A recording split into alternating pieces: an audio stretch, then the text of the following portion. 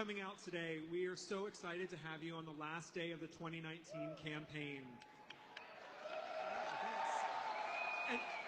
And it is fantastic to have such a large, energetic crowd in my home riding of Vancouver East.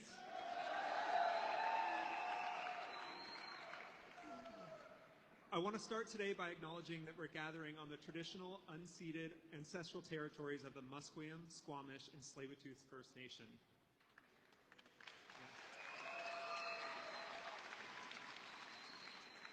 My name is Kyle Demas, and I'm the Liberal candidate in Vancouver East.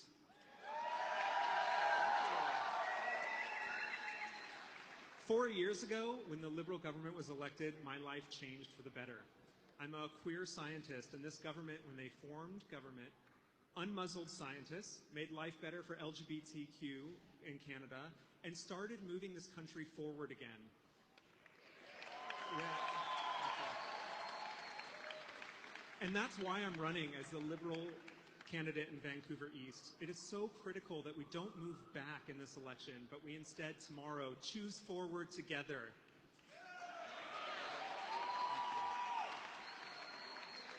We are the only party that has a chance of forming a progressive government in this election, but we can't do it without you. It's the volunteers, it's the supporters, it's the voters who are going to bring us a progressive government tomorrow.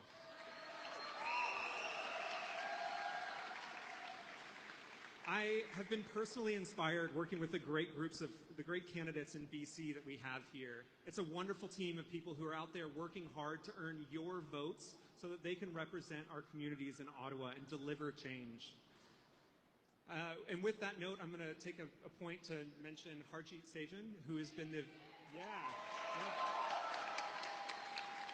a fantastic example of someone who has served the community by bringing voices to Ottawa. And I'll pass the mic to him. Hello, everyone. How's everyone doing? My name is Harjit Sajjan. I am your proud Liberal candidate for Vancouver South. You know, 4 years ago, when I was at a stage like this, I was new to politics. But I joined the Liberal Party because I knew they'd be choosing forward, making sure that my family and all your families have a fair chance at success.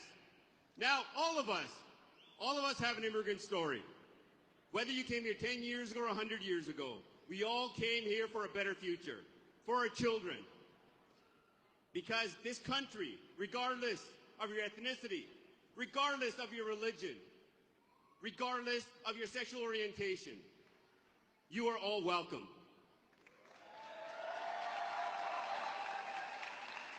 And we have the Charter of Rights and Freedoms here in this country.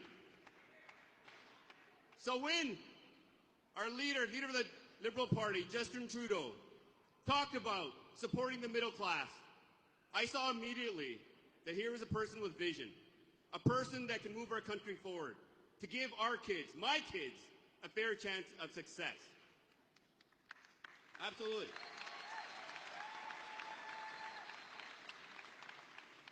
And now, I proudly served as a member of Parliament, served alongside him and along with my Liberal members of Parliament for the last 4 years, making sure to allow you the opportunities to succeed.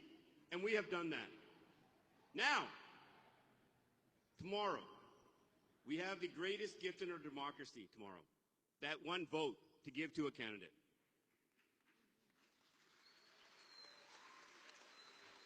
What's that greatest gift in our democracy? That vote, that one vote.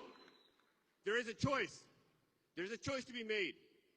There's a choice to go back to the Harper years of a regressive conservative party that spent the campaign trying to divide Canadians with false and misinformation to create fear in communities. Or you can choose forward. So tomorrow, get out and choose forward. Get out and vote Liberal. And now, it gives me a lot of pleasure and pride to be able to introduce a very good friend of mine and a phenomenal human being, Tamara Taggart. Good afternoon, Vancouver! Yes! One of the best decisions I ever made was to join the Liberal Party. I have never felt more connected to my community than I do right now. Thank you for being here. Thank you for your support. Elections matter. Helping Canadians matters. Knocking on doors matters. It all matters. We have had tens of thousands of conversations with our neighbors. And the one thing I've discovered is we all want the same thing. We want a progressive government that is taking real action on the environment while growing the economy. We want a government that is making life more affordable for all Canadians, and a government that is taking care of our communities. This is what our team is committed to, and we've got a track record on all of these things. A $1.5 billion for the Oceans Protection Plan. Record investments in roads, bridges, and transit. And we Liberals are tackling Vancouver's housing affordability crisis while also lifting 900,000 Canadians out of poverty. We've cut taxes for the middle class while asking the top 1% to pay a little bit more. It's clear our Liberal government has delivered real change about the things that matter most to us, and we have an incredible team of candidates. Our leader, Justin Trudeau, he has British Columbia in his DNA. And I knew I joined the right team when I can call people like Neelam Brar from Burnaby South, or Sarah Battier from Port Moody, Coquitlam, Michelle Corfield in Nanaimo Ladysmith, and Dr. Hetty Fry in Vancouver Centre.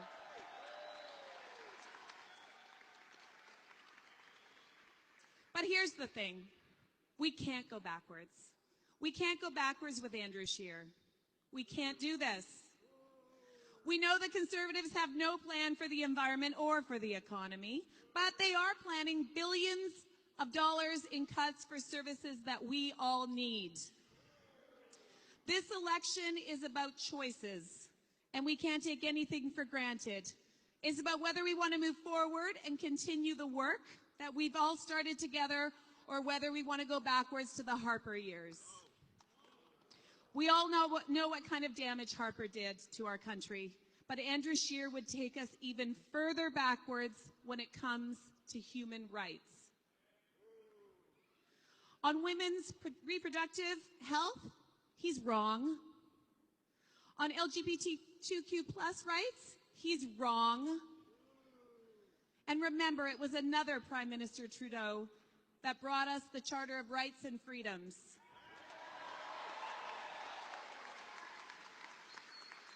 And all of us know here today that our human rights are non-negotiable. I am so happy and proud to stand here in front of you and in front of this team. Here's where we choose forward. Vancouver, please welcome the leader of the Liberal Party of Canada, Justin Trudeau!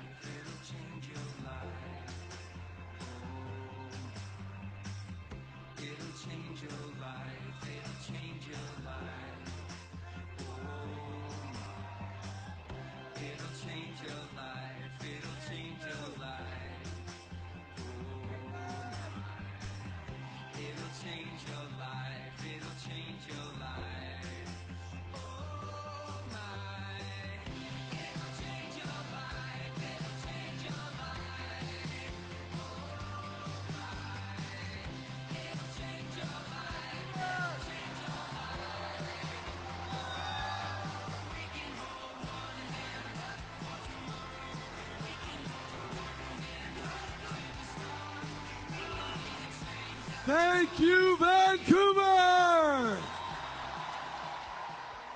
Oh, what a pleasure it is to be back at home after a long campaign.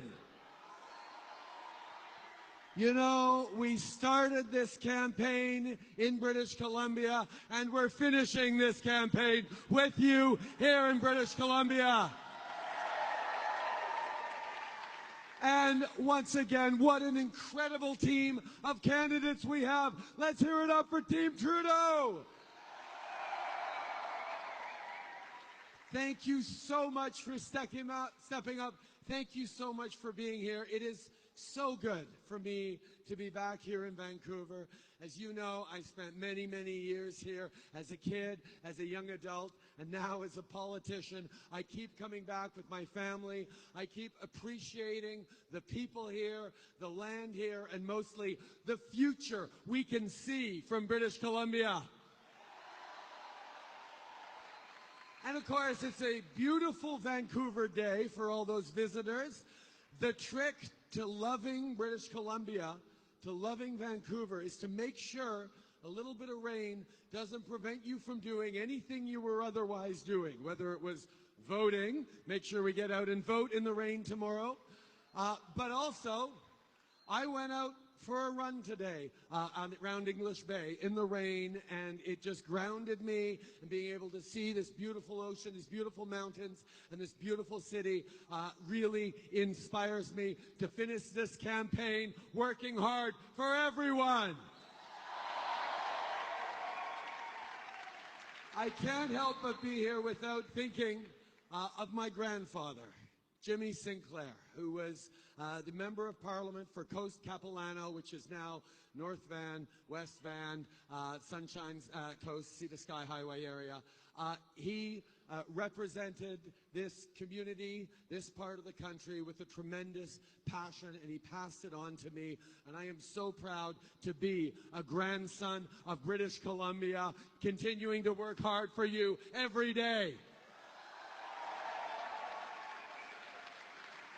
This morning, we started our final day in my grandpa's old riding, just like we ended the campaign 4 years ago in North Vancouver at an incredible rally like this, where we picked to move forward with a different government than what Stephen Harper had delivered us for 10 years. We knew it was time to turn the page on 10 years of cuts, 10 years of underinvestment in infrastructure, 10 years of nickel and diming our veterans, of underinvesting in Canadians and in their families, 10 years of doing nothing to fight climate change. We had had enough. So we made a different choice. We picked a better government, one that was focused on investing in you instead of cutting, in investing in your communities instead of giving tax breaks to the wealthiest, and chose to fight climate change to build a better future both for the environment and for the economy, because BCers know they go together. And over the past 4 years, that's exactly what we did. Our choice to invest in helping families, to invest in community infrastructure, not only saw the lowest unemployment in over 40 years and the creation of 1.2 million new jobs, most of them full-time, but we also lifted 900,000 Canadians out of poverty, including 300,000 kids. This was something we did together because we knew that confident, positive countries invest in their people. And that was what we demonstrated. We delivered the kind of economic growth that Stephen Harper simply could not, because you can't grow your way to you can't cut your way to prosperity. You can't cut your way to growth. You need to invest. And we get that, and that's what we did, and that's what was successful. And the other thing we did big is we knew that the time had come, the time was long overdue, for Canada to step up in the fight against climate change. And within a few months, we were in Paris making sure that the world moved forward on the historic Paris agreements. Then we brought in a pan-Canadian framework on climate change that applied to all provinces and territories, that followed British Columbia's lead and put a price on pollution right across the country. Because the only way to make sure that we have good jobs in the future, the only way we make sure that our kids and grandkids get to enjoy this extraordinary country that we got to grow up in, is if we are protecting the environment at the same time as we grow the economy. That's why we're banning single-use plastics and phasing out coal. That's why we move forward with a historic oceans protection plan that is world-class to make sure our oceans are protected. But we also recognize that protecting our oceans, protecting our land, wasn't just about investing in more Coast Guard and more partnership with Indigenous communities. It also meant actually protecting more land and more ocean area. So we went from 1% protected coastal and marine areas in 2015. We made a promise that in 5 years, by 2020, we would protect 10% of Canada's coasts and oceans. I have to say, we didn't do that. Instead, in only 4 years, we protected 14%. And we are on our way to 25% and 30% by 2030. We know that protecting our nature is the best way to build not just opportunities and a better future for our kids, but a strong economy as well. But you know who doesn't get that? Andrew Scheer. So not only are we fighting, and have we been fighting against conservative politicians, conservative premiers like Jason Kenney and Doug Ford, who are taking us to court because they want to make pollution free again. We are saying no. Everywhere across the country, we need to fight climate change. But Andrew Scheer has promised that the very first thing he'll do as Prime Minister is rip up the only serious plan to fight climate change that Canada has ever had. Shame on him. Not only is that not the way to protect our kids' future, that's not the way to grow a strong economy either. We need to invest in protecting our environment. We need to invest in new technologies, in the transition to net zero by 2050. These are the things we need to do. These are the things we will do.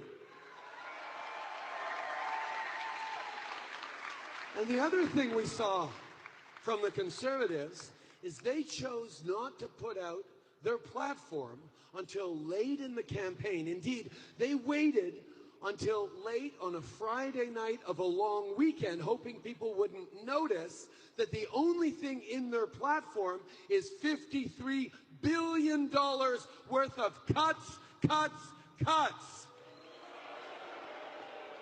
We had enough of cuts under Stephen Harper. We chose instead to move forward with a progressive government that knows that investing in Canadians is the best way to create opportunities and grow the economy for everyone. Mais ça, c'est quelque chose que la Colombie-Britannique sait depuis longtemps.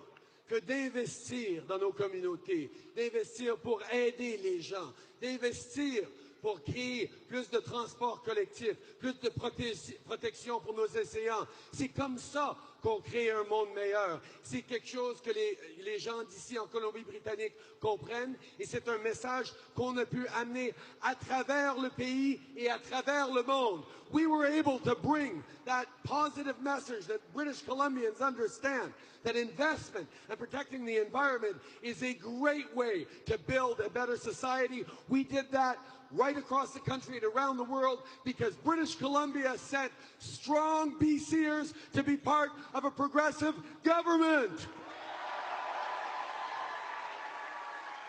And that is the choice, once again. Do we move forward with a progressive government, or do you pick a progressive opposition and let Andrew Scheer cut, cut, cut? That's not what we want to do. So that is why the choice we're facing right now is so important. We need British Columbians, and indeed all Canadians, to pull together and choose forward. On le voit à travers le pays, le choix d'un parti progressiste qui veut former un gouvernement, c'est le seul choix pour empêcher les coupures conservatrices, pour continuer de l'action sur les changements climatiques. But you know, we talk about that progressive government an awful lot. What exactly is a progressive government? What did the progressive government do? Well, I'll tell you what's in our progressive government platform. When we see an elderly senior who just lost her partner of 50 years and is mourning and grieving and trying to figure out what her next steps are, trying to figure out how to make ends meet with a suddenly reduced pension, we say we're going to give her more help by increasing survivor benefits so she can succeed and be secure in her future years. A progressive government looks at young people, looks at students, knowing that they need to be able to access quality, affordable post-secondary education, and says, we've done a lot, but we need to do more. So our progressive government is promising that you won't have to pay back your student loans until you're making $35,000 a year. A progressive government recognizes that our decision to give more money to 9 out of 10 families with the Canada Child Benefit, hundreds of dollars a month, tax-free, which has lifted 300,000 kids out of poverty, was a good first step, but we need to do more. So that's why we will be raising the Canada Child Benefit by 15% for babies under 1, because that's when the costs are most steep. These are the things that a progressive government does. A progressive government looks at first-time homebuyers, millennials, people getting into the housing market, realizing particularly in places like the Lower Mainland that housing prices are so high it's almost impossible to buy that first home. And we say we create and strengthen the first-time homebuyers incentive that gives you up to 10% off the price of your first home and those mortgage payments. That's a big deal. These are the kinds of things that a progressive government does. And finally, a progressive government is focused on tackling the greatest challenge of our time, the fight against climate change. We've committed to planting 2 billion new trees over the coming 10 years. We're putting money up front so people can retrofit their homes with interest-free loans. And we're making sure that the green tech, the zero-emission technology companies that we're drawing into Canada get half off their corporate taxes, because we need the solutions they're going to create if we're going to get to zero by 2050.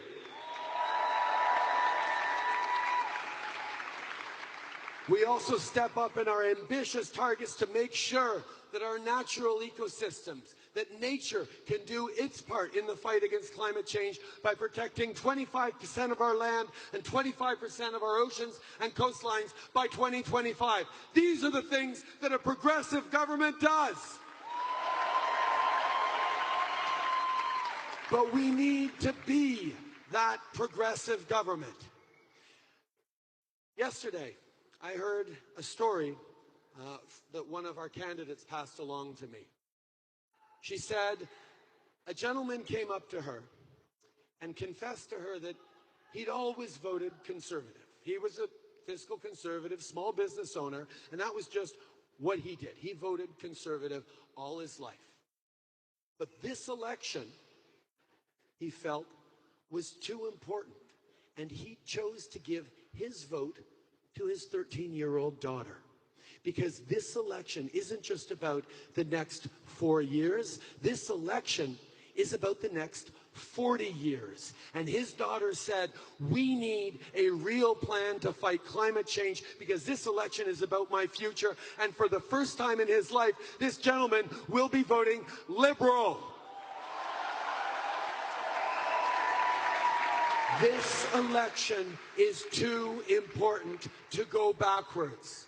Nous devons de continuer à travailler ensemble avec un gouvernement fort qui va rassembler des progressistes d'un bout à l'autre de ce pays, qui vont dire nous pouvons, nous devons faire mieux et nous allons faire mieux. We need to draw together progressives from right across the country and make a conscious choice to deliver a strong progressive government, and all together we will choose forward. Merci tout le monde!